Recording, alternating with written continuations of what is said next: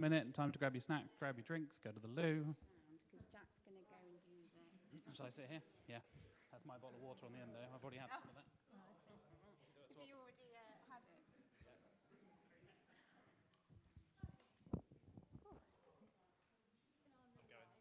Thanks, mate.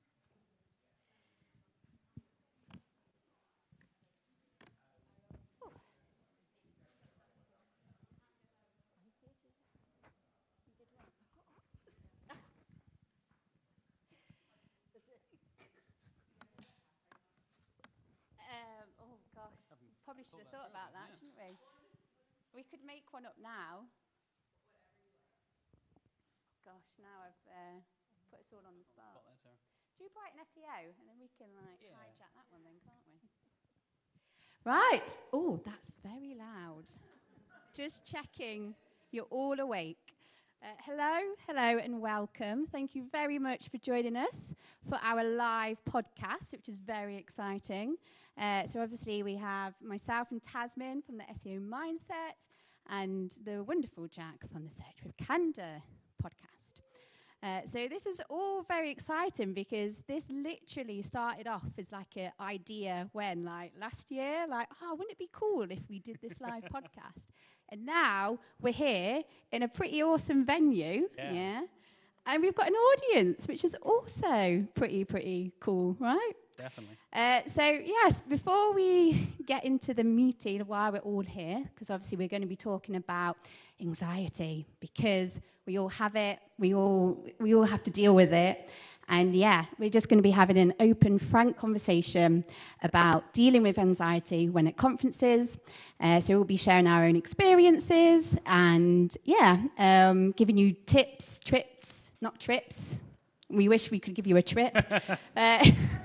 Tips, and practical advice of like things that you can do to deal with those feelings of anxiety.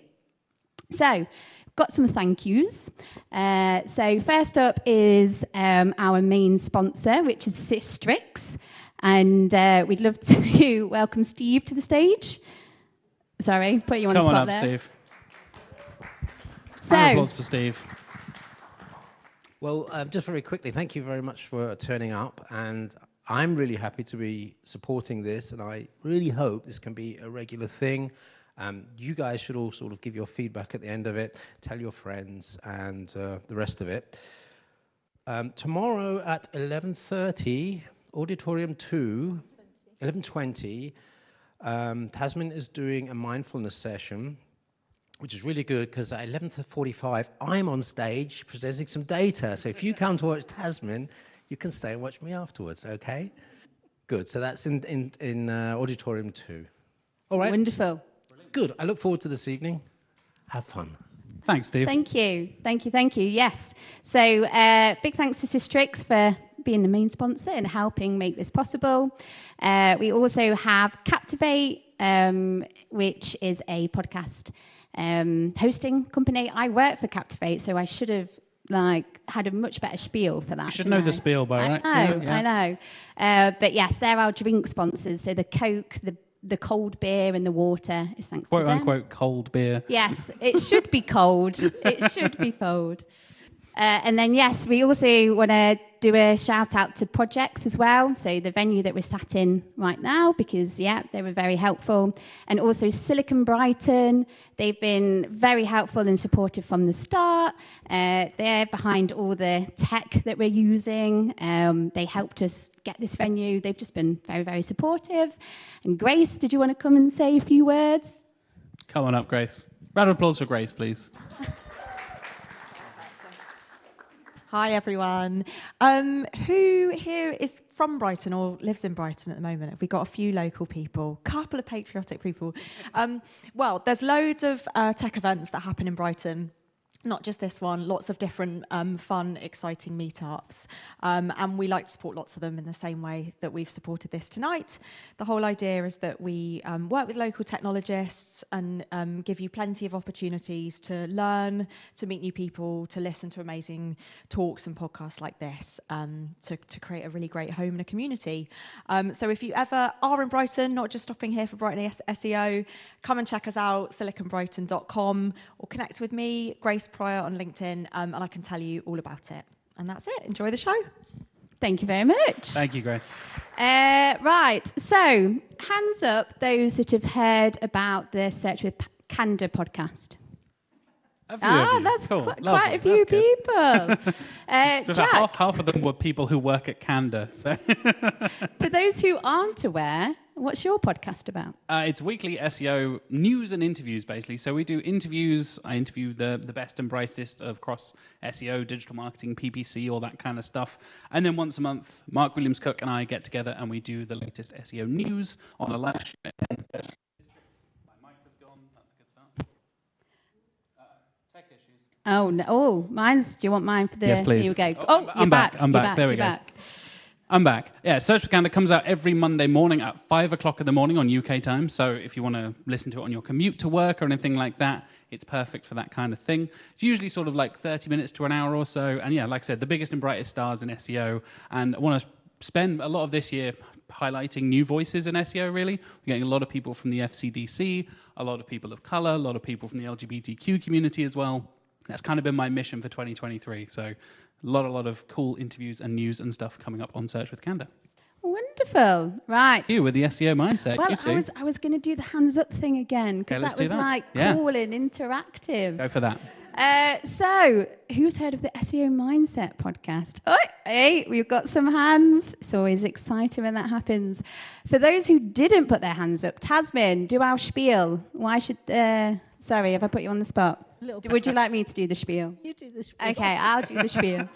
So the SEO mindset, so basically we created the podcast to sort of, we saw a bit of a gap, didn't we, in the market. There's lots of wonderful podcasts that focus on the how to do SEO, but what we felt was there was like a need about talking about personal skills, career development, like talking about the real topics that really matter but don't really get talked about. So burnout, imposter syndrome, anxiety, what we're talking about tonight. So that's how the SEO mindset was born. Yeah, absolutely. So you want to add some more? I think it's about how to be.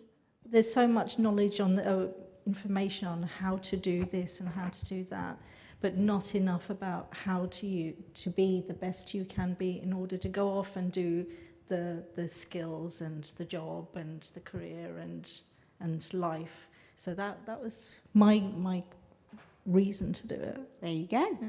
So that's both the podcasts. We've said, have we done all the admin? I think we're there, yeah. Are we there? All the housekeeping stuff is sorted. Wonderful. And just to note that this is being live streamed, so we can all wave to the camera behind. Camera behind you there. There are a couple of other cameras around, but that is our main camera. Hello if you're watching on YouTube. Yes. Joining us. Thank you for joining us. Thank you so much. Oh, can I do a hello daughter? Oh. Rather than a hello mum. So, Tasmin, yes. Let's kick stuff off. Why have we decided to talk about this subject? Because it's really, really important. It's a really important topic to talk about. And I think for me, it's one, acknowledging that people do feel anxious. So let's just put it out there and not pretend that it doesn't exist. Another reason is to reassure everyone that everyone feels anxious. It is a natural thing to feel, not something that you should be embarrassed about or think that other people don't feel it, because they do.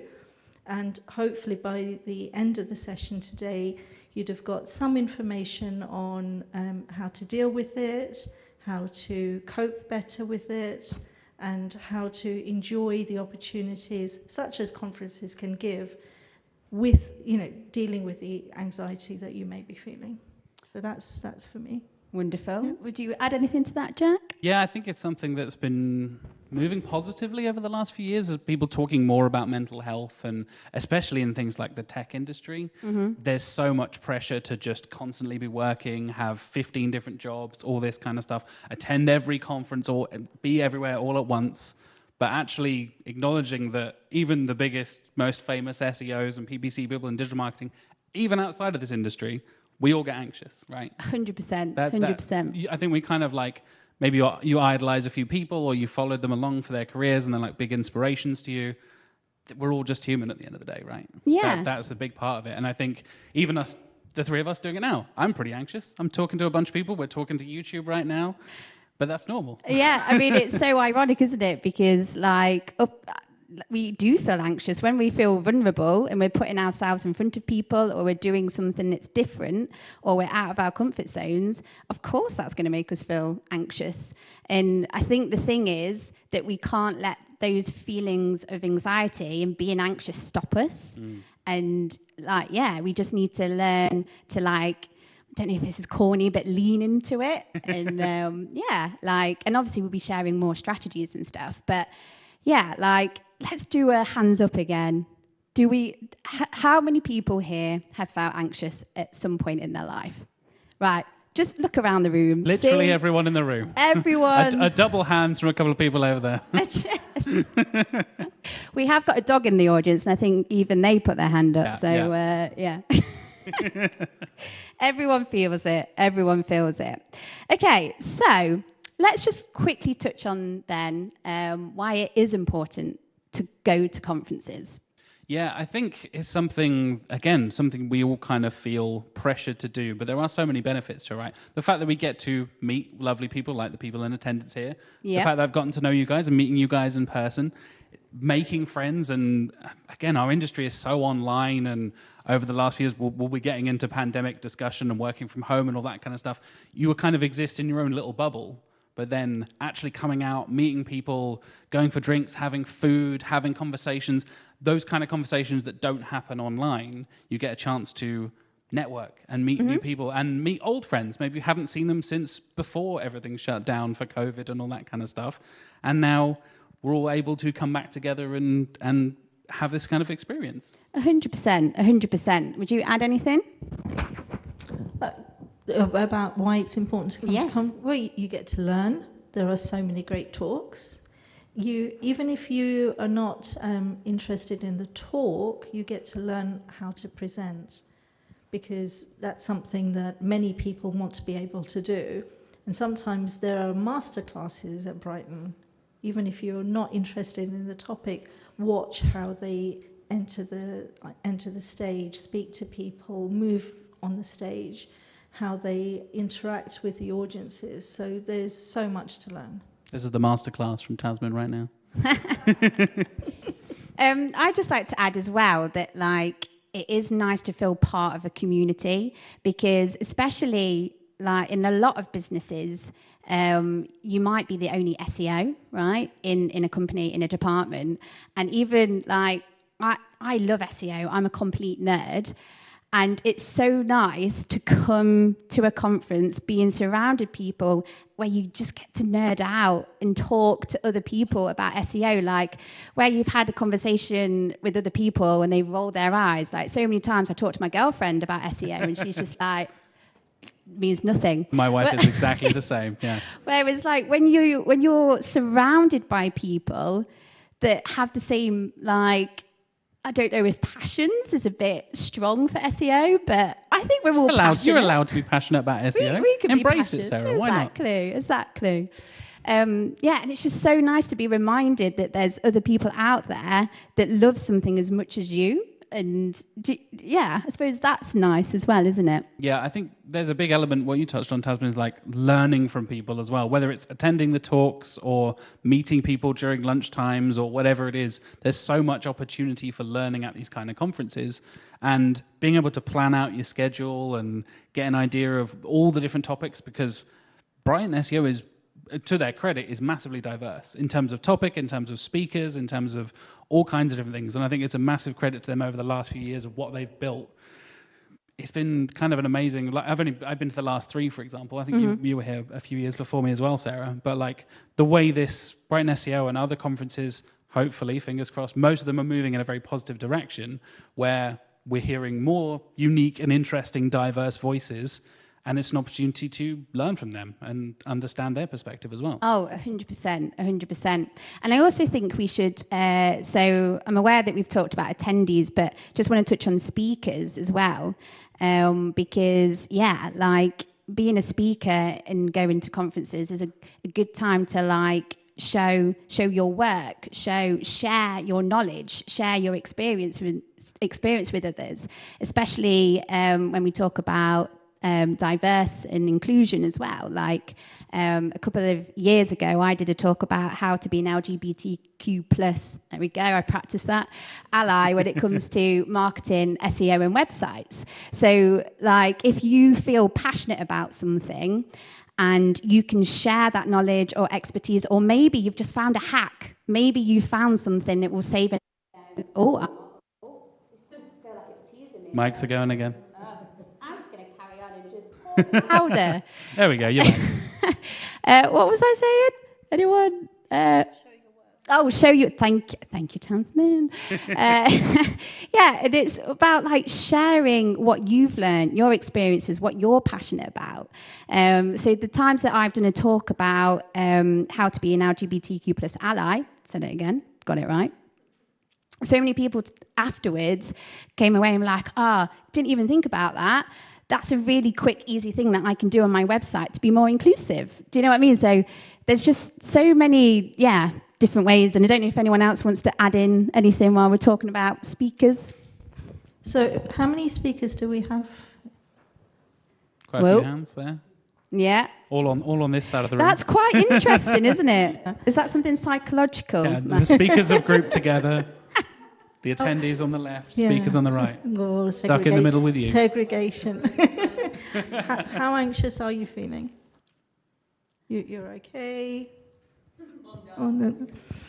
I think also another good reason to be a speaker, you may have your work and be really great at it, but to speak is something completely different. The goal might be, I want to speak at Brighton SEO. But what you'll learn in the process, getting there, that's the real gold. To be able to craft a talk, to be able to network before, to be able to battle all the demons that invariably do come along that path, that's the real gold. So I think it's a great thing to do. Yes. And conferences allow you to be able to do it. 100%. Okay, should we get a bit real and share our own experiences? Are we ready? Yeah. Are we ready to be transparent and open? I'm from Canada. I feel like I need to be candid, right? That's kind of in the name. Yes. So smooth. Yeah, so thanks. smooth. Right, so let's share our own experience. Who wants to start? I'll start. There we go. Tasman taking the centre stage. Dive in.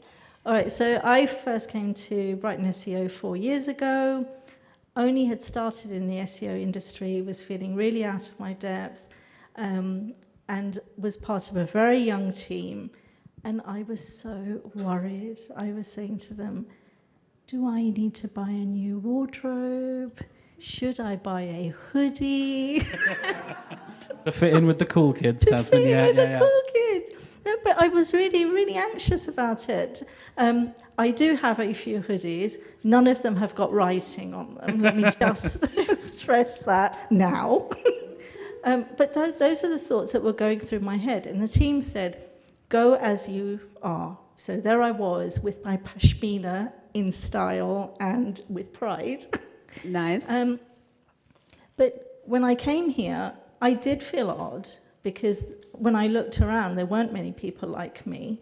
So Asian woman of a certain age, height diversity included as well. We are sorry about the chairs. Yes. Before I had to practice getting onto this chair. We did try and find a step, but you got there in the end. You found one as well in the corner. Yeah. I will not be getting off until you all leave. But so it was daunting, and the only way I could handle it was go as me. Because when I go as me, I know how to be me. It's when you try to be somebody else that's difficult.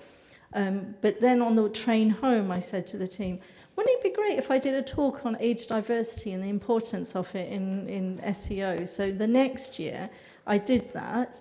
And it just shows that when you take that first step, it leads to another and another and another. And I feel really happy and proud that 4 years on, I get to help other people who may be feeling anxious at this conference. Thank you for being so open and transparent there. Are you feeling more comfortable? I'm fine. Like, I mean, I feel like you're kind of like super zen, effortlessly cool now.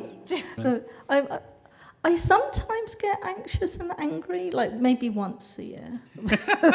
But see, I'm too old to get angry and anxious. It's not worth it. Do you just have one day a year where you allow yourself to be angry and just get it all out? Smash everything in sight for a day, and then...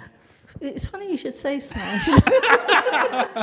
Because one day my ex-husband picked up a plate and smashed it in the kitchen, and I thought, oh, I can do that. I mean, it's not a hard thing to do. So I did the same, which was fine because I didn't like the dinner set. That's the important thing. That was the aim. That's the lesson to learn. But no, I suppose maybe I have like a wild card that I can get angry once a year. And I can use that card whenever I want. You wouldn't like Tasman when she's angry. No, you really wouldn't. Jack, would you like to share? Certainly, yeah. So, like I said, I've been to this is my third Brighton SEO now, and before that, I was very much in like a very like closed little group. The previous agencies I'd worked for, my in-house role, I was not part of the community at all. I felt like, oh, I'm just doing my own thing on a little website and whatever. But now joining Canada and being given this opportunity to come out to Brighton SEO and stuff, it was like, oh, wow, this is a big deal. This suddenly feels like a big, serious community of, do I belong here? You know, like, granted, I have a lot of privileges that kind of let me naturally fit in, as you were touching on, Tasmin, being a person of color and a woman and all these kind of things. I am a cis, straight, white man, so I kind of like tick all the obvious SEO boxes. But even then, like, still feeling, do I belong here? That kind of imposter syndrome, right? Of like seeing all these amazing speakers and all like tagging along with our SEO director at Canada, Mark, being like, oh, Mark really knows this. Everybody knows who Mark is, and I'm just the guy next to him. Just kind of like, oh, hey, Mark, and here's this guy, just tagging along, like, yep, that's me. But yeah, I felt this kind of like, should I be going to networking events? Will anyone know who I am? Does that matter? All that kind of stuff. And now, like 3 Brighton SEOs later, I'm kind of like, yeah, I'll just say yes, see what happens. Kind of just now I'm feeling a bit more confident, thanks to the podcast, thanks to events like this. People do recognize me sometimes and stuff like that. So that's nice to have that, like, oh, thank God, like I feel a bit more welcomed into the community. And credit to the SEO community, it's been incredibly welcoming over the last couple of years as well. 100%. And like, I think there's so many times where you get into your own head. Definitely, yeah. And because I remember when I went to my first, was it like the first or second, but Rand Fishkin was there. And like, I was terrified to just go over and say hello. Like, nowadays, I know he's just a human. We are humans. And like the last Brighton SEO, John Mueller was there. And I went on a nice little chit chat. And I think it's sometimes just getting out of our heads. Like, it doesn't matter who you are. Do you know what I mean? And those people who do think that matters, don't bother with them. Yeah, exactly, do you know what I mean? Like, at the end of the day, we're all humans. We should just all be kind to one another. I know I'm getting a bit like unicorns and what else? Unicorns. What's the rainbows? Thank you, rainbows and all of that. But you just need to like put yourself out there. 9 times out of 10, if you say hello to someone at a conference, they're probably thinking, thank God someone said hello to me. Yeah, So just doing that and getting out of your comfort zone. And I did I did a talk at Brighton SEO a couple of years ago. Might have already said that, and it sounds like I'm bragging, but like I'm not. All right, mate. I know, it's like, calm down. And again, I got so in my head, like, even though I took so long putting together my slides, I did my research, I knew it was something I was passionate about when I was talking to other people about LGBTQ plus allyship and stuff. I knew that it was important, but I still got into my head like, does it really matter what I'm saying? Will people? And I thought to myself, what if people laugh at me? Or like, you start getting into your head and you think about like cartoon elements of like people throwing tomatoes at you, don't you? And yeah, that's what my brain goes. I don't think many people bring tomatoes to SEO conferences. But then I just thought, like, this is my first time doing a talk. I'm either going to love it or I'm going to hate it. If I hate it, I just don't do it again. but I ended up loving it. And the thought, I definitely think, and I don't know what you guys, but the thought of doing something is always 10 times scarier than the actual doing. 100%. Do you know what I mean? Definitely, yeah. Like, as soon as I got on that stage, and I probably stumbled on a couple of words, probably said LGBT wrong, put like an S or a whatever in there. But once I got my groove, as it were, like, it was fine. And I just think sometimes being worried about something holds us back. Like, yes, you're not going to enjoy everything that you try, but I'd rather know that rather than thinking, what if I did that? What if I tried that? And I don't know, left with those regrets, right? You're more likely to have an interesting experience, even if it's not like the most positive experience. Like you said, just don't do it again. Like, try it once, see how it goes, and then after that, maybe you'll do it again, maybe you won't, kind of thing. And there's that. You'd rather live with the like things you have done than the things you regret not doing. I think that's that kind of 100%. And 9 times out of 10, people like. It's scary getting up in front of people. So people are going to have respect from you from the start. Do you know what I mean? Like, we were literally having this conversation before we came on this stage. Yeah. We're just like, we're getting anxious now. Like, because we met up about a couple of hours ago to get everything set up, and we arrived at the venue and all that kind of stuff. Like, yeah, we're fine. We're not nervous at all. How can you talk about anxiety? We're not anxious. And then, like, an hour and a half later, like, here's the anxiety. That makes sense. Yeah. Kind of sprung on us. Like, yeah, exactly. Yeah. Okay, right. So, anyone, have we shared enough, do we feel? Yeah. Okay. So, challenges then. So, I'm going to sort of talk about some challenges that we can feel when we are in conferences. And the first big one is imposter syndrome, right? That is a big, big thing that stops us from doing, not just going to conferences, not just speaking, but it stops us from doing a lot of things. Everyday life sometimes. It's just everyday life, yeah. And the crazy thing about imposter syndrome is the very word itself, imposter. Because imposter means that you've not been invited to something. So if you've done a pitch for Brighton SEO and they've accepted you, you've been invited to talk, right? Coming to conferences like Brighton SEO, they need people to come. So the very word in itself, imposter, is crazy because we're not. Like, an imposter would be like I can never say this word, but like a burglar in your garden. That's an imposter, right? So, like, someone told me this, and since I thought about that, it kind of changed my mindset, and I'm like, well, it's silly. Like, of course I'm not an imposter. Like, don't get me wrong, I still have those feelings of imposter syndrome, still get in my head, still worry, because, like, you always compare yourself, don't you? So there's lots of wonderful people in the SEO industry doing lots of wonderful things, and I think you can end up comparing yourself, can't you? Like, but I'm not doing that, but I'm not doing that. When you forget to sort of look back on the things that you've actually have done and stuff. So imposter syndrome is the biggest one. Yeah, that's a huge thing for me. I know I've talked to my wife, my friends about this, and just feeling like, especially when you, like you said, you come to join the SEO community, you come here and meet all these amazing, talented people, and you think like, they know their stuff. They really, really know their stuff. Do I know my stuff? Do I belong here? Do I feel like I'm enough to be here? And like you said, you're already here. Like, you've got a ticket, and if you're speaking, even better. Like, you've literally been invited to share your knowledge with the rest of the industry.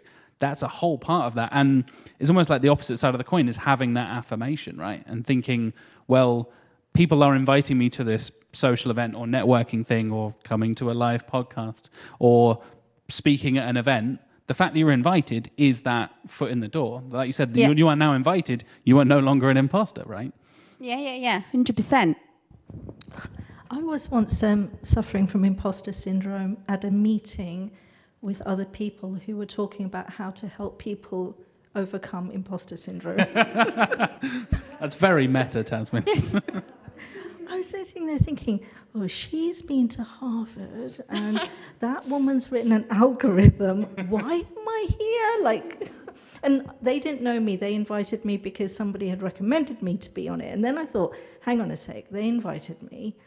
I'm not an imposter. And if I just, going back to what I said earlier, if I just sit here in the meeting as me and say the things that Tasman would say, then that's okay. And the worst thing is they won't ask me to come on another meeting, but that's okay because I got to meet somebody who wrote an algorithm. So it's weird experience. Yeah.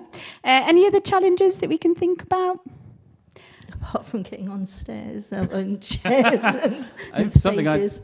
I touched on earlier, like the transition from us all working from home and working so digitally, Yes. and like now coming in person and actually like, do I shake your hand? Do I give you a hug? How does this work? Like, what's the etiquette now?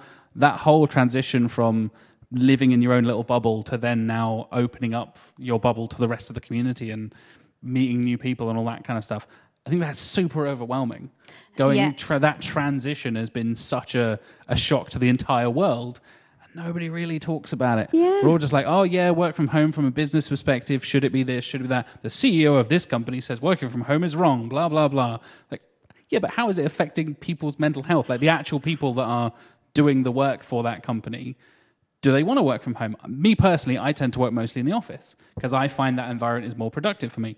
I know a couple of other people at Canada work exclusively from home. I don't care either way. As long as you're happy, it doesn't matter to me. But I think that transition and being forced into that transition, some companies are suddenly, right, you have to come back to the office now against your will, is a terrible idea. But coming to an event like this, coming to Brighton SEO, any other conference, can be really overwhelming, and just acknowledging that and being aware of that, I think, is so important for the world, basically. Yeah. The fact that the world is now open and we are traveling and all this kind of stuff is just a big shock to the system after 3 years of basically nothing. Yeah, 100%, because like social interactions in person is very different like when you're on a screen. So yeah, you do get in your head like, how do you say hello to someone? Like I met a guy yesterday and I tried to shake his hand. He went for a fist bump, and then no. we both swapped and we were playing like rock paper scissors with each other, and we're like, and one of us had to say out loud, fist bump, yeah, fist bump, yeah. Important question: who won rock paper scissors? I went in with the handshake. He went in with the fist bump. So technically, my paper beat his rock. There you go. Yeah. But we settled on rock. So yeah, depending on how you take it. Another thing, and you talk about this a lot, is your energy. So energy draining. Yeah. When you've walked into a room and no one is saying anything, but it feels calm. And other times you walk into a room, again, no one is saying anything, but it does not feel calm. There's that tension in the air. What's the difference? It's what they're thinking, because what they're thinking will affect their energy, and their energy will affect you. So when you come to these conferences, there will be some people who thrive with that energy and some people who don't. And neither of them is good or bad. It is who you are. So being really conscious of what you are and allowing yourself to have that time away. Another thing for me is noise. I live in Milton Keynes, which, if you don't know where it is, it's not London, it's very quiet, live near a lake, just two of us in the house. So it is a very quiet environment. And this today when I was traveling, I got to London, and for a bit I thought, oh, London, like people and like restaurants. So not that there aren't restaurants in Milton Keynes, there are. You're not allowed restaurants in Milton Keynes. They're banned. And it felt exciting for a bit, and then after a little while I was thinking, oh man, I want to be back by my lake again. So the noise, I don't know if it impacts anybody else in this room. It's just too noisy. Show of hands across the room there, pretty much. Thank you. Right. Anything else that we can think about challenges? I think we've kind of covered the main ones. Yeah, Are there any challenges anybody else faces? So, this is fantastic. Thank you for it. Thank you. Thank you. One thing I know I and others... Check. Might be bringing in a mic for you, Never. Hold on, stay tuned. Look, we're so pro. Thank you, Alex. Hold the cube. Oh my God, I Talking love to the these cube. so much. It's the cube. I haven't gotten to play with one of these since Google. Anyway, how do you advise in conferences not on the groups of people, but when a single person or maybe two people cause extreme anxiety, and you know that you're going to be close by. I know I run into it. I have friends that deal with it, and we all deal with it in a certain way. Like there's professionalism, but I'm curious how you guys deal with those single points of stress as opposed to just the collective group. That's a great question. I feel like Tasman. So one, you've already recognized it, that you know that you're going to meet that person or those people at that event, right? Is that what you're saying? So that's great because you've got time to prepare. You know that that's going to happen. And the things that are going to impact you the most are what you say and the narrative in your head. So your thoughts and your words.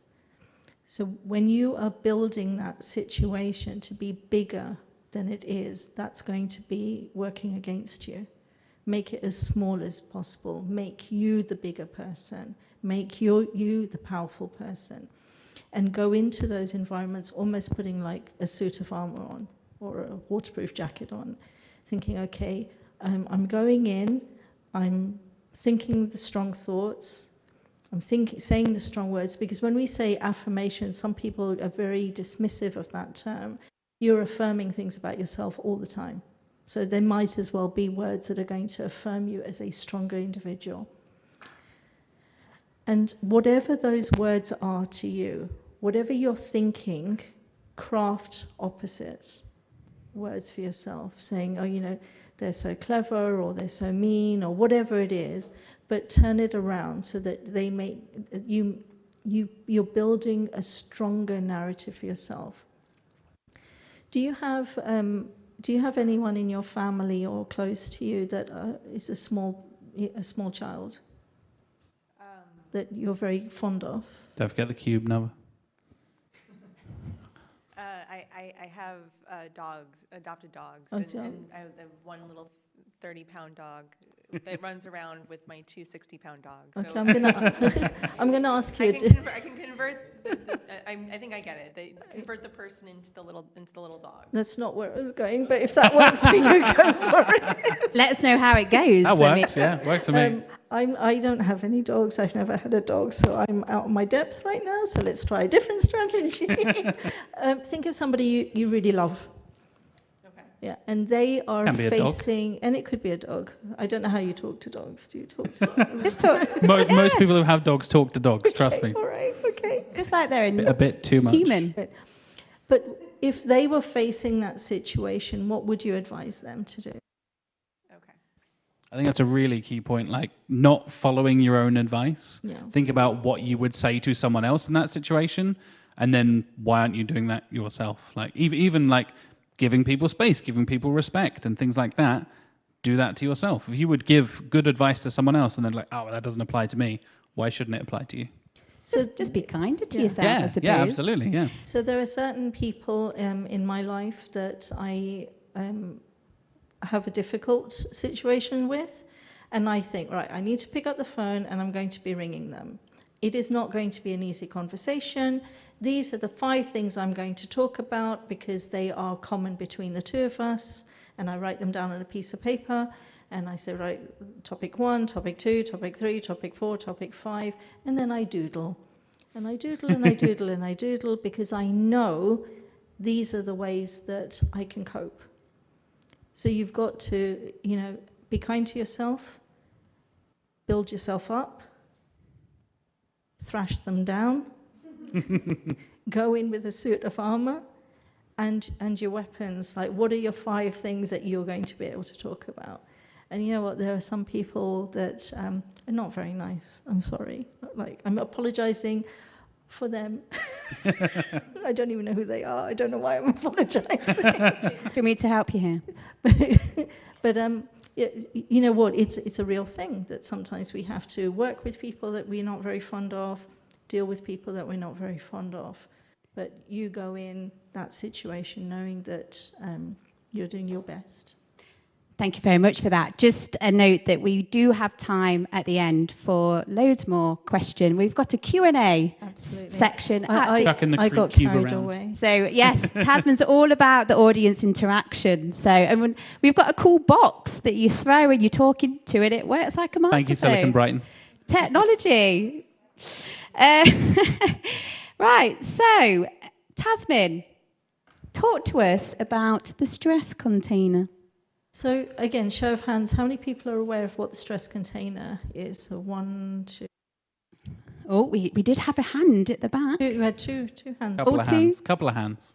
So it's a concept that I believe Mental Health England have spoken a lot about. And what they're saying is, imagine a container. That container conceptualizes how much stress you are able to take. And there will be times when that container is larger and sometimes when it's smaller. So if you are going through a particularly difficult time, bereavement, house moving, think of stressful times, that container will be smaller. And if nothing terrible is happening in your life and life is dandy, that container is bigger. So the amount of stress you'll be able to take is increased. So there's a container, and into it goes all of the things, all of the niggles, drip, drip, drip, drip, drip, and the container is getting fuller and fuller and fuller and fuller and fuller. And if you don't do anything about it, there will be a point where it overflows, and that's when you lose it. So you may get angry, you may reach for a drink, you may reach for a cigarette, you may do whatever it is that you do when you've snapped. In that container, there is also a tap, and that's how you release the stress. So if you think of things that will make you feel calmer, going for a walk. Now, there'll be good ways of relieving that stress and not so good ways of relieving that stress. So going for a walk is a good thing. Having a conversation with a friend is a good thing. Reading is a good thing. Talking to your dogs. Yes. Talking to your dogs is a good thing. Actually, you know what? I'm having a bit of a situation. A dog nearly bit my leg yesterday, so that would not. Don't talk to that dog. Don't talk to him. And he didn't even hang around for me to have a word with him. But so the ideal is you go throughout your day checking in with yourself. How stressed am I feeling right now? And you can tell. People will say, I'm stressed today.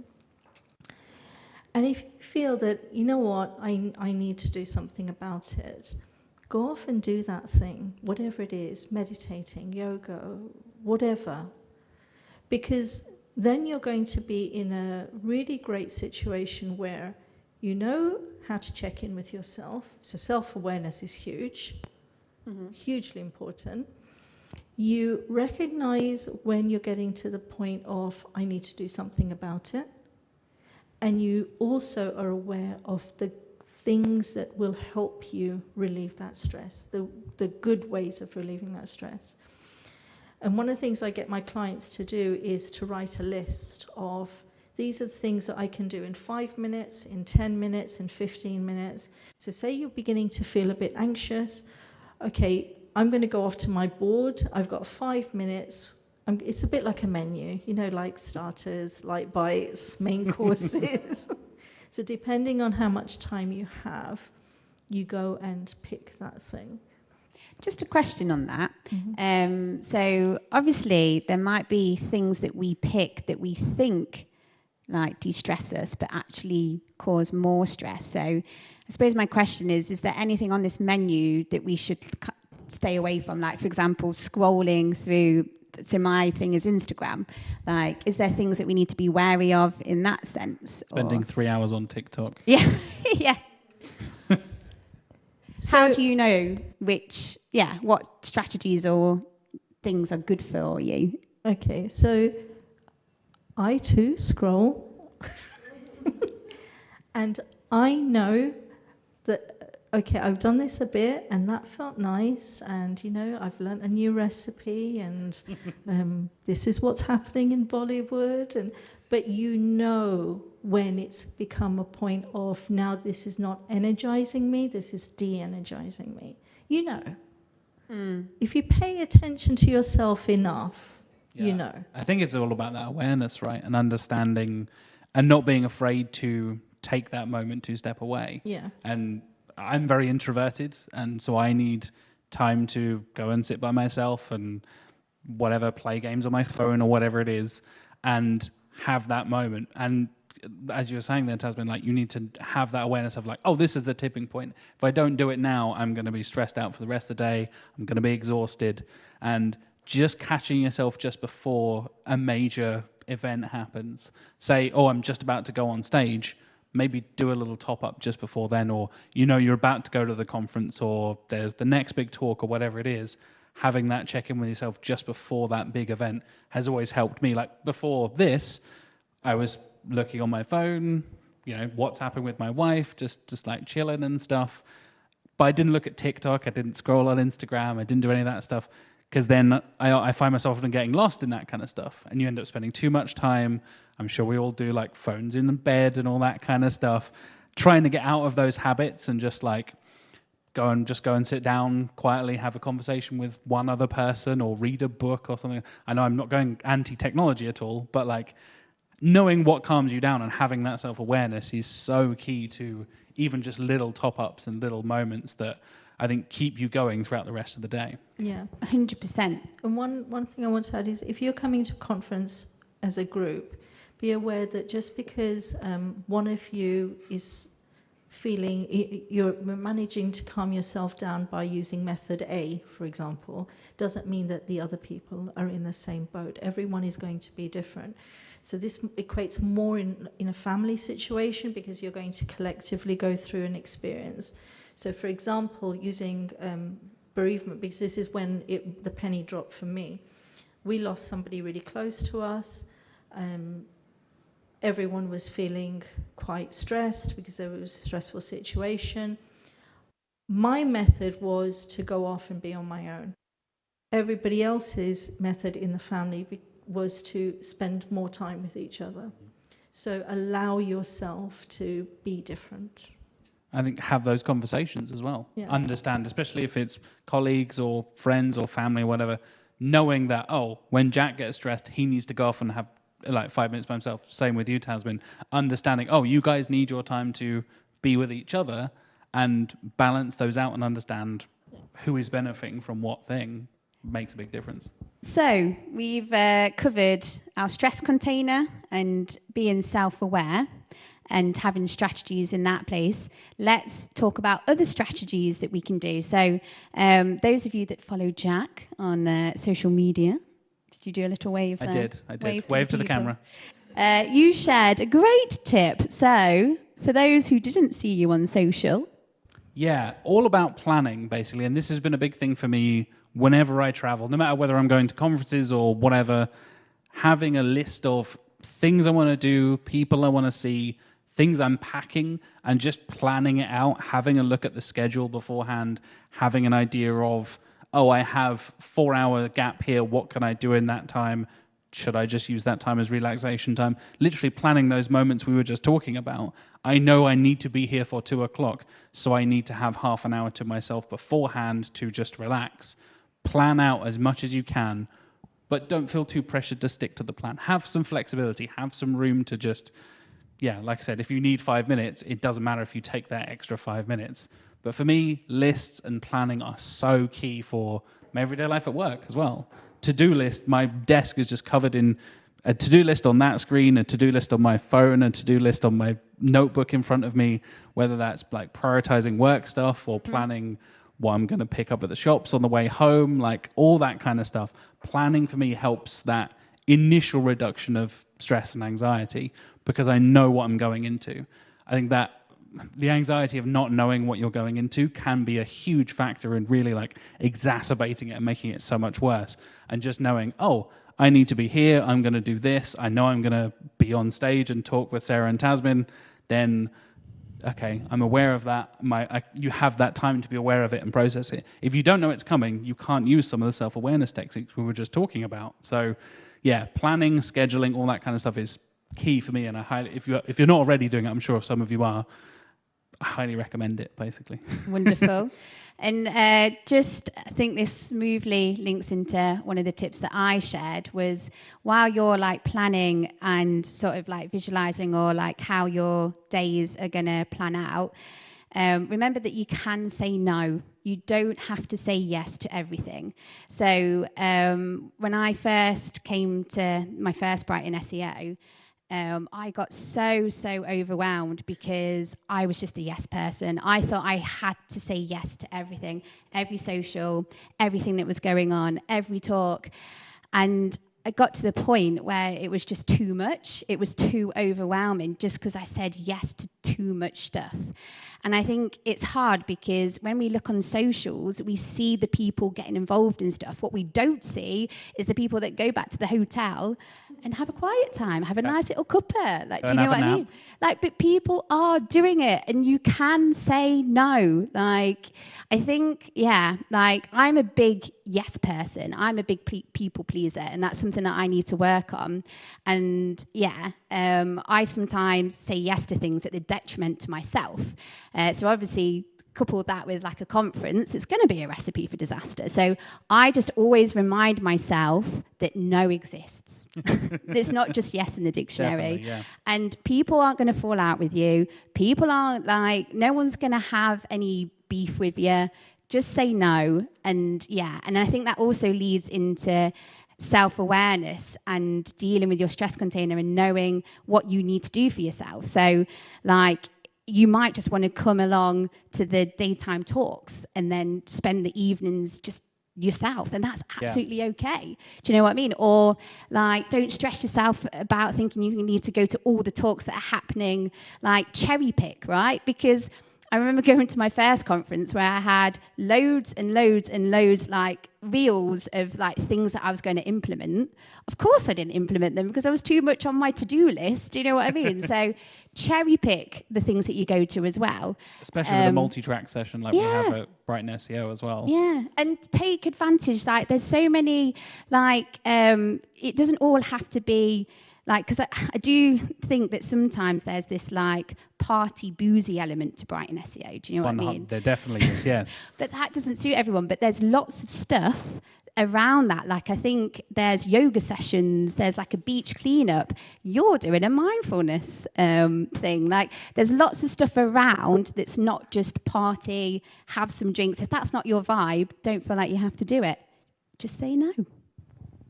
And onto the, going on from the people pleasing, when you say yes to somebody, you're probably saying no to yourself. Mm-hmm. And you too are a person. So it's really important that when you're saying yes, you are saying no to somebody.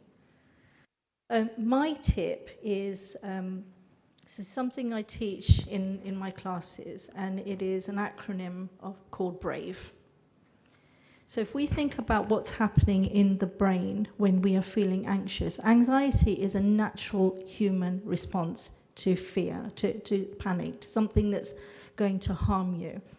But the body doesn't know whether you're scared of a snake in the corner or a conference. It's got no way of understanding that. All it knows is that you're beginning to panic.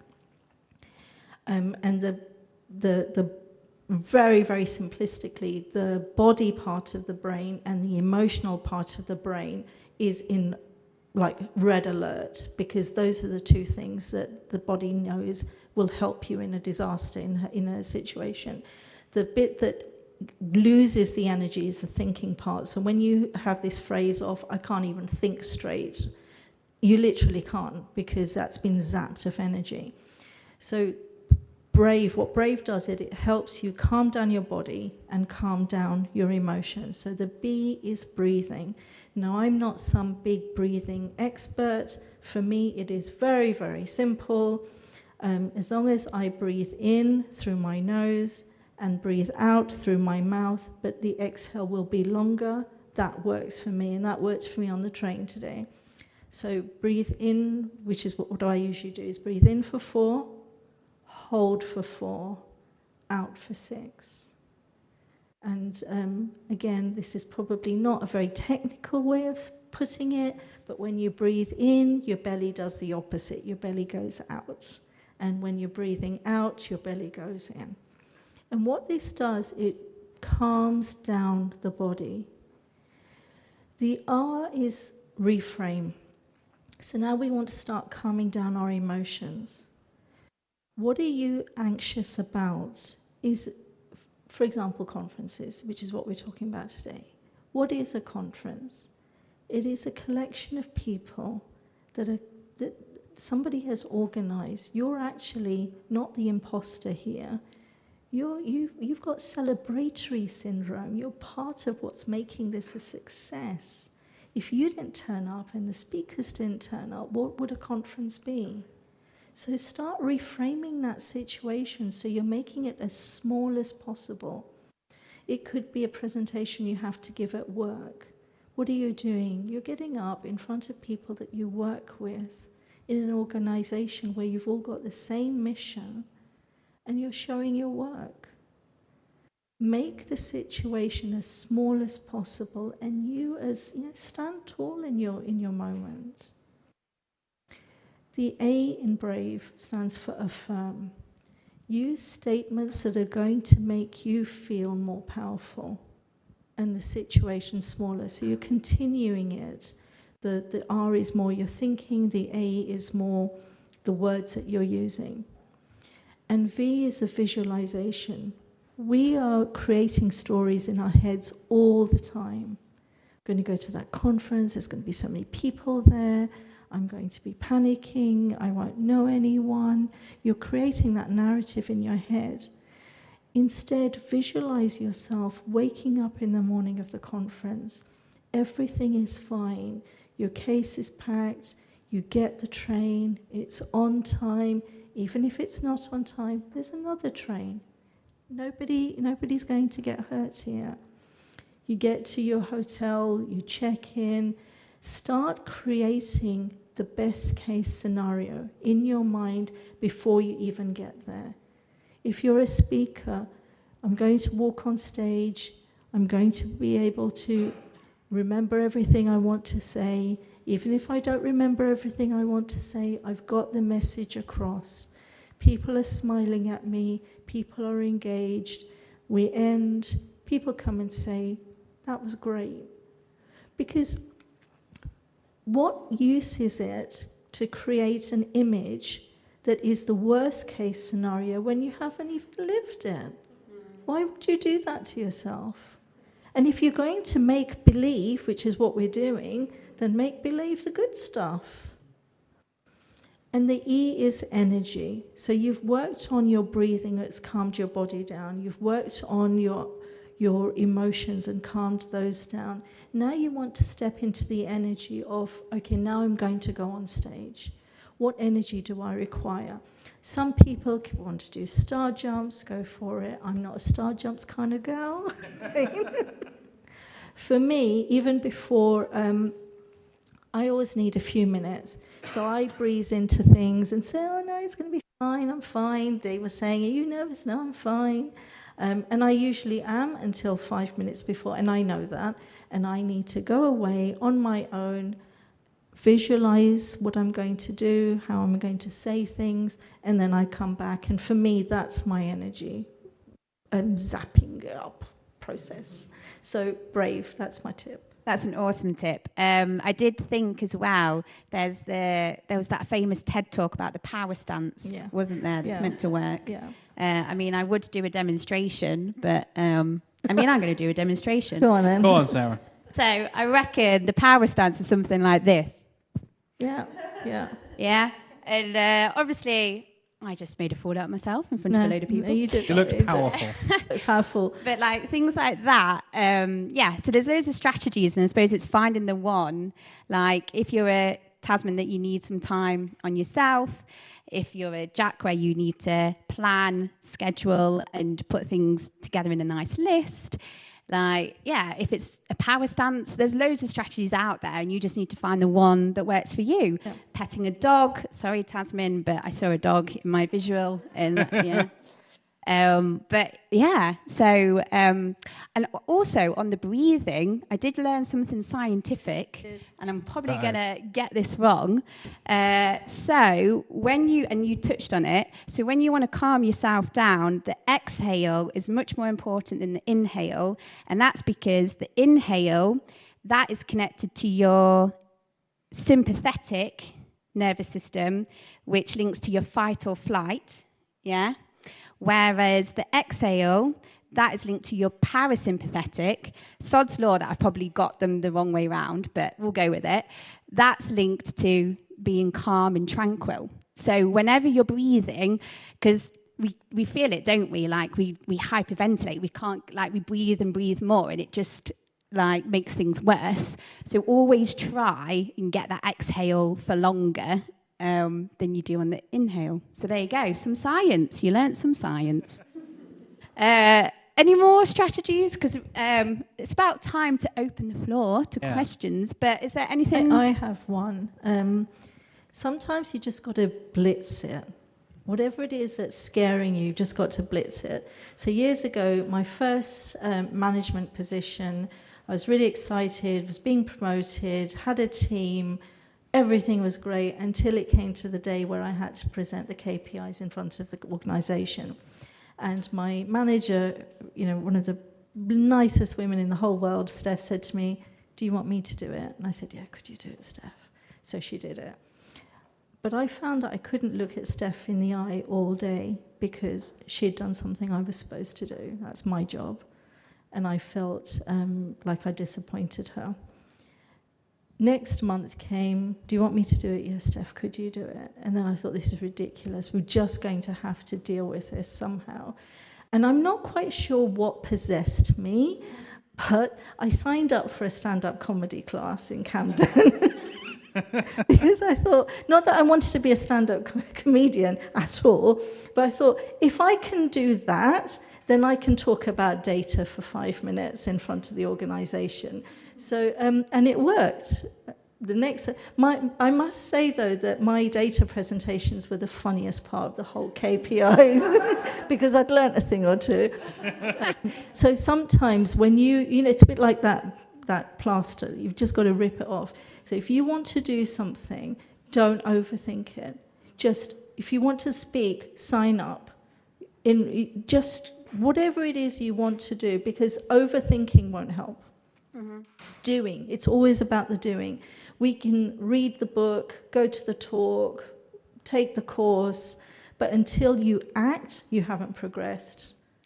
And also, practice makes perfect, right? Like, so the first time you do something, you're not going to be great, right? It's your first time. I listened back to the very first podcast that I did 4 years ago, and yeah, I compare it to now, and yeah, it's just, you've got to be prepared that the first time you're doing something isn't probably going to go ideally how you see it in your head, but that's okay, because each time you get up and you do something and you enjoy it, you get better.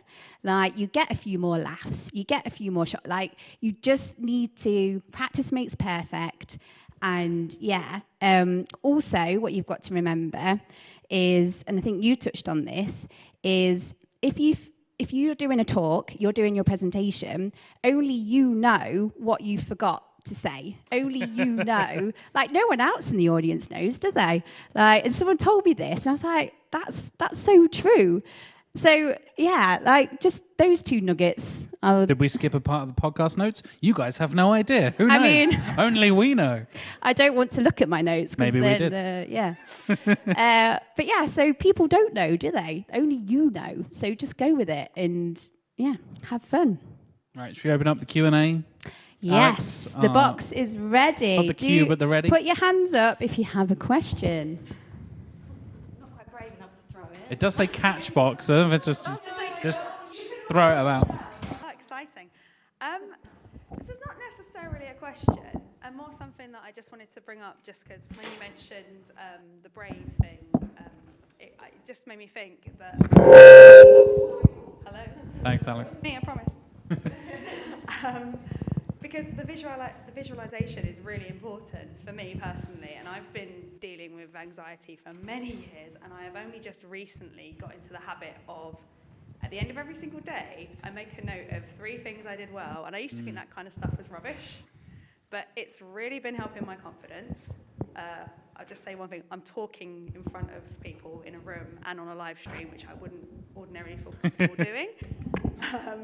So it is working, and it helps with the imposter syndrome. And so I just really wanted to share that as a tip for people, because I know other people might be able to benefit from that. 100. Not really a question, I just wanted to share a tip. Okay. How do you keep up the momentum, I suppose? Because, yeah, we all have these strategies of, we need to do that.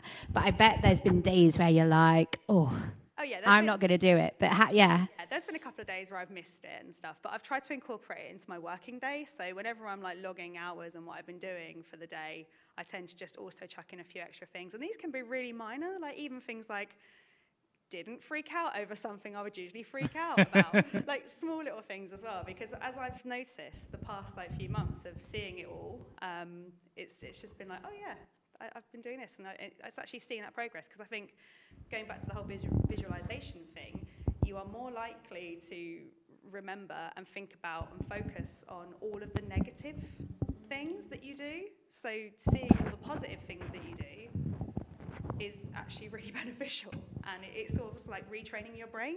Yeah, I know a few of my friends have like a folder of stuff that they save. I have like, yeah, exactly. Yay folder. There you go, exactly, yeah. The positivity folder, the yay folder, the friendship folder, the box of love, whatever you want to call it. Like whether it's literally like writing it down on a notebook or a folder on your computer or a note on your screenshots on your phone, whatever it is. Keep track of that, so when you are feeling like, I don't belong here or whatever, you know that actually someone I really like, someone I really respect, a friend, a colleague, whoever it is, told me I was great. And this is a evidence, literal, like going back to science and stuff there, Sarah, having actual data and evidence to be like, you do actually know what you're doing in your job. You do know what you do belong here, all that kind of stuff. Yeah.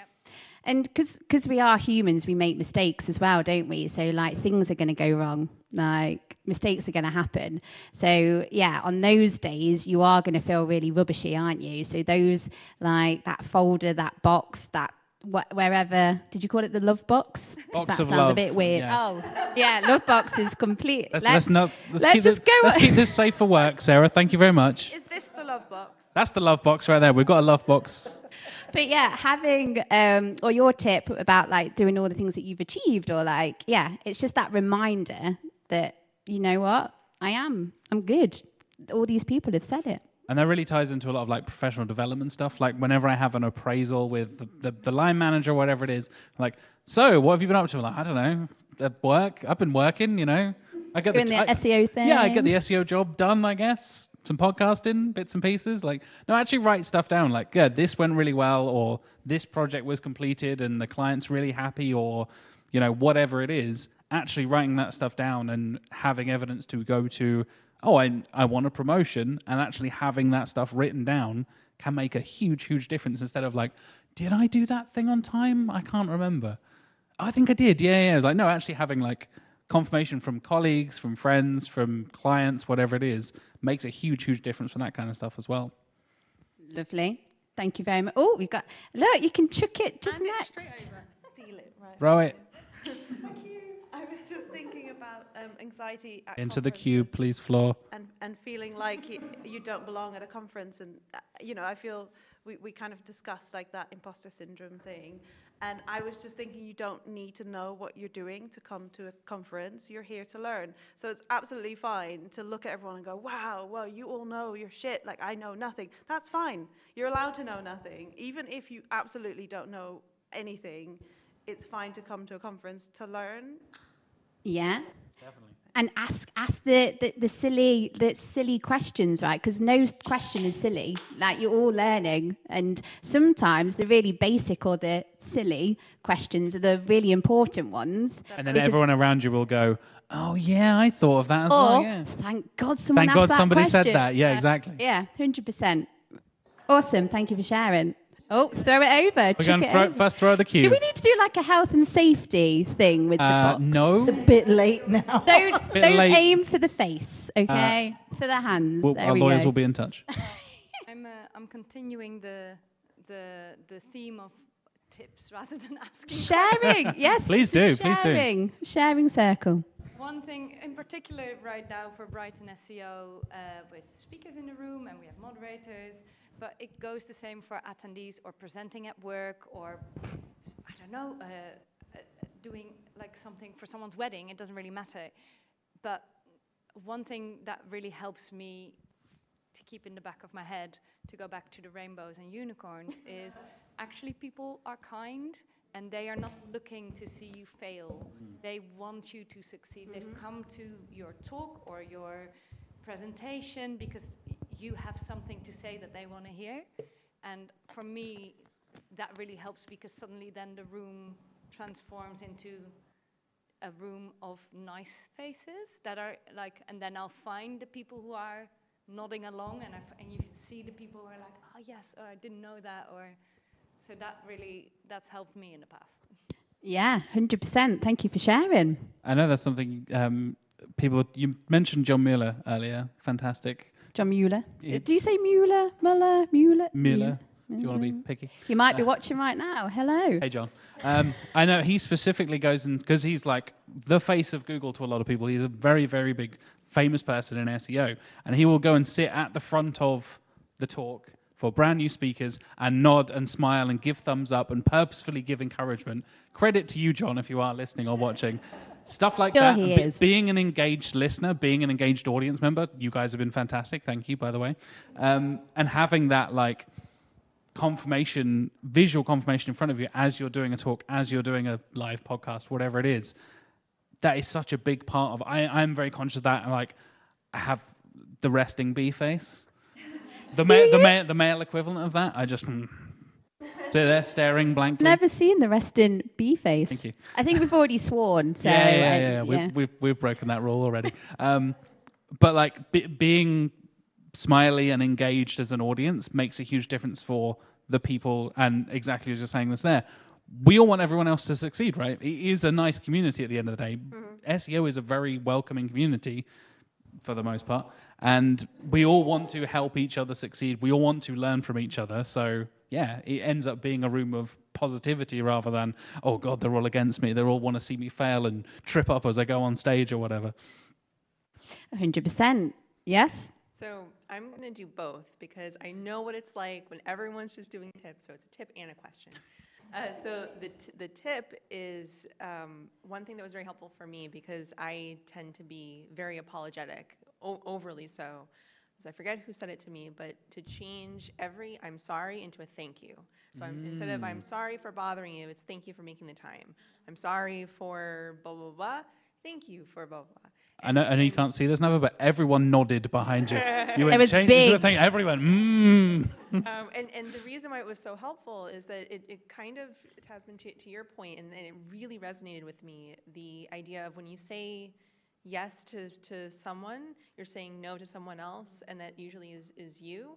When you are saying I'm sorry, you are saying no to your worth every time, that you are not worthy, and every single person is worthy. Every single one of us is worthy of love and admiration and whatnot. So that is my tip.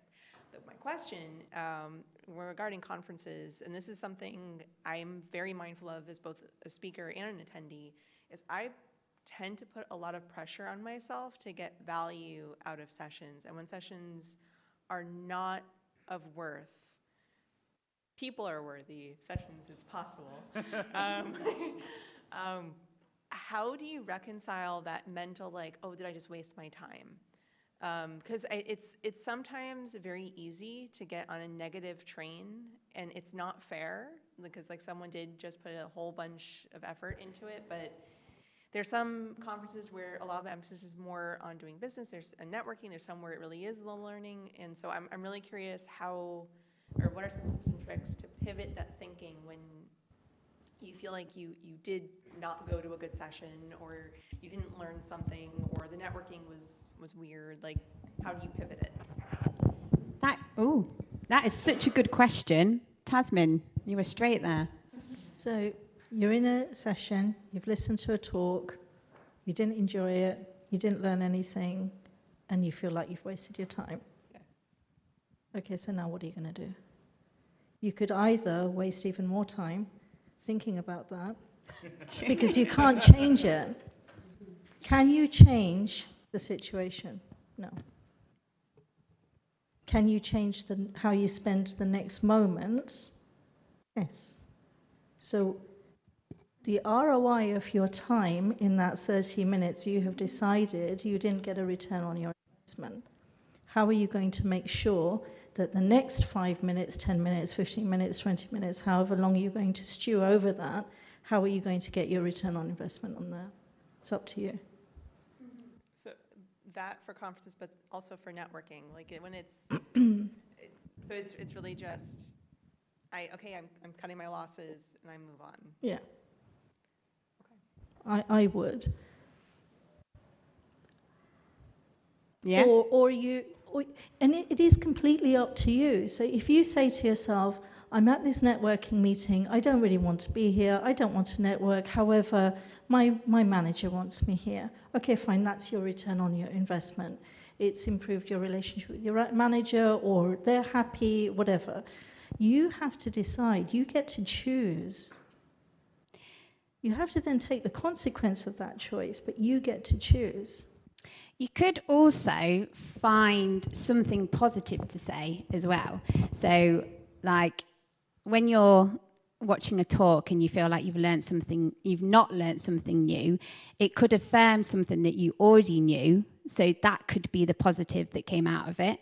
Or, I don't know, like going to a networking event, whilst you didn't get what you thought you did, you still got out your house, you still did something that you got out your comfort zone. So I think if you try and like spin it and find something that you can positively say, then yeah, that could be another way of dealing with it as well.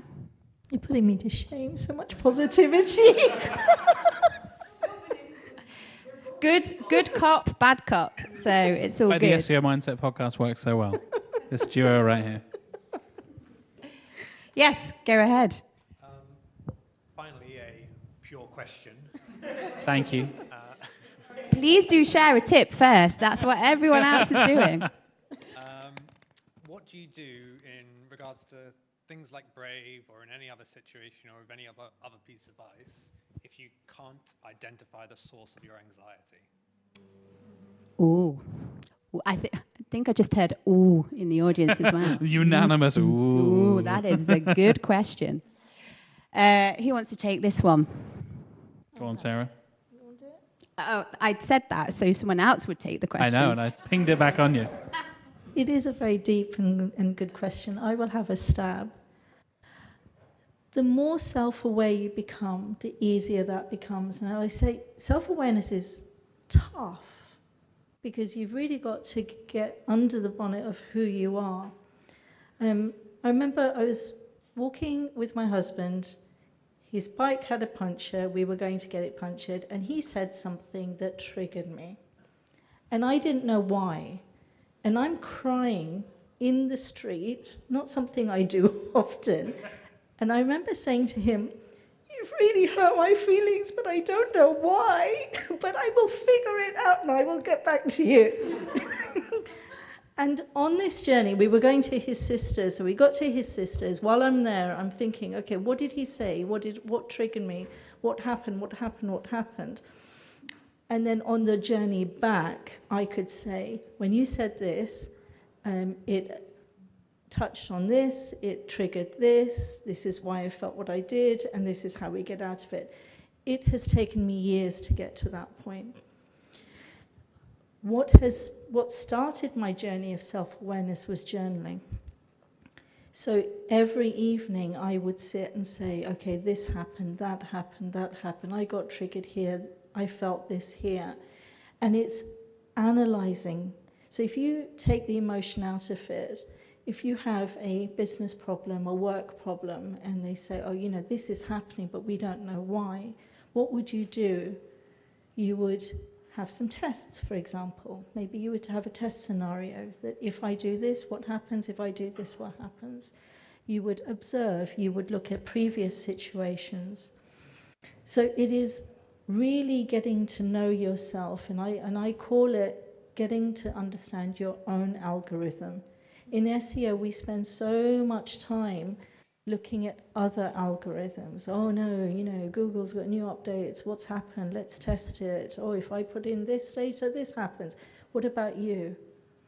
What happened today? What's happening to you now? Are you enjoying the podcast? Are you not? Which bit of information really resonated with you? Which didn't? And the more you can start noticing yourself, being conscious of yourself, documenting what you're doing. I'm not saying that this will miraculously give you your answer, but you will start getting closer to what that answer is. So I think, you know, journaling is really big. And you get to a point where it doesn't happen to me all day, every day, but a lot of my day, I almost feel like I'm living it and I'm commentating, a bit like a sports commentary.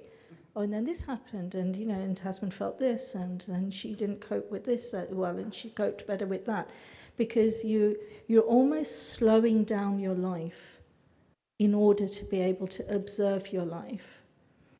So that would be my tip. In order to understand where that anxiety is coming from, analyze your day, each day. There's also, that is such a good answer, and I had a light bulb moment, ping. Yeah. But there's also the asking yourself why. So, like, when you find yourself in the situation, check in with yourself and always ask why. Why am I feeling this way? Because I feel stressed. Why am I feeling stressed? So you carry on asking yourself why, and every time you ask why, you'll get deeper into the root cause as well. So in addition, I do know that there is something that you say about not asking why. Isn't that a thing? Or so in general, when you want to understand why the other person has done something. Oh, but it's okay for yourself. Somebody said this to me, although why is the ultimate question, you rarely get the answer by asking the question why. Yes. That's pretty cool, isn't it? Yeah. Somebody on a train told me that. It's bizarre. But train advice with train Tasman advice. There's your next podcast. So in those situations, asking more open questions, less what's the word? Closed. Yes. And I can't think of the word right now. But asking Accusative. Yeah, that so word. You don't want them to feel defensive. Yeah, the minute you ask, "Oh, why did you do that?" you get defensive, right? What happened there? How did that work out in that situation? But for yourself, and it'll be your own personal journey. You find your own way. But the more you observe your behavior in a kind way, this is something I talk a lot about. When you are going to go down this path of self-analysis, self-awareness, be really kind to yourself. Because it's so easy to be cruel and bashing. Why did I do that? Why did I say that? It's okay, you said it. Has that helped? Just want a quick reminder that we still got cold beer and there's still a load of snacks and drinks. So go and help yourself at any point. We'll carry on with the question and answer, but straight away. But yeah, we definitely know the beers are cold because they've been in there for what, They're probably cold now, yeah. Probably weren't cold at the start. Finally.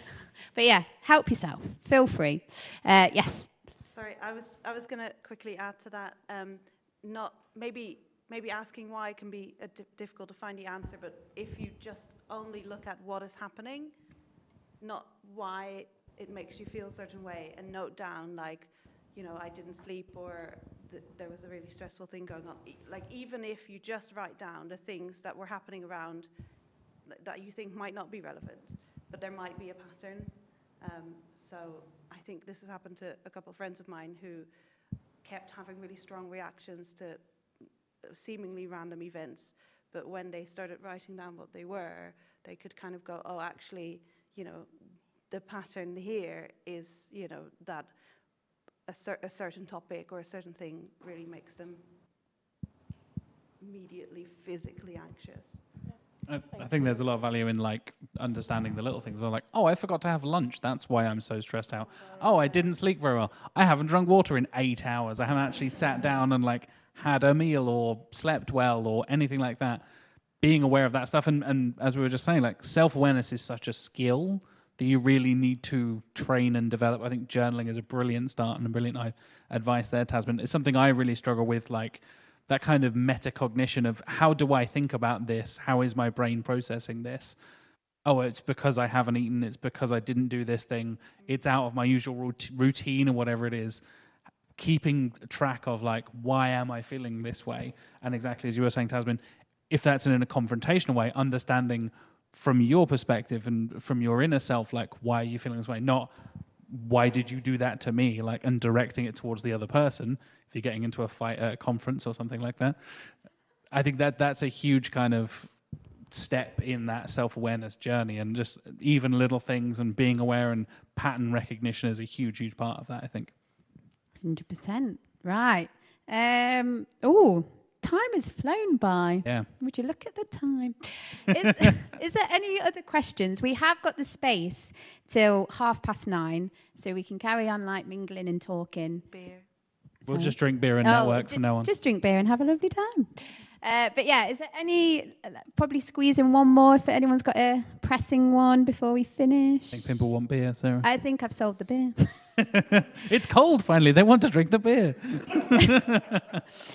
Well, thank you very, very much for joining us for this live podcast. It's been I've had fun. Yeah. And you had fun? Yes, I have. You've Thank had you, Sarah. fun? Definitely. You've had fun? Yeah, we're getting some nods. I feel like I'm telling you, you've had fun. You've all had fun. And some admin before we close. Again, thanks to all our supporters and sponsors. So obviously Systrix. We have Captivate. Doing the points there. They're in the crowd, I promise. Projects, the wonderful venue, Silicon Brighton. So thank you. And also, this is being recorded, so it'll be available on the Search with Candor podcast and the SEO Mindset podcast. So, you pick which one you prefer. And on Silicon Brighton's YouTube channel. Yes, on demand as well. It will be on, so... Didn't catch the live stream. If you weren't here in person, you can catch it on demand as well. So accessible. So accessible. Exactly. So, yes, right, let's just mingle now. Yeah. Thanks so much, everybody. Thank you for coming.